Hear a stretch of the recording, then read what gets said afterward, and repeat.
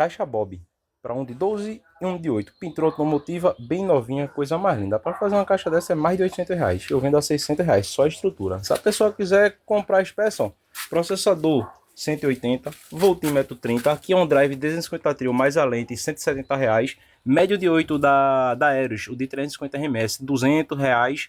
Tweet da Selenium, R$ 100 a 120. Ainda vou ver se é original ou não. Sub, R$ 150. E a estrutura, R$ 600. Aí.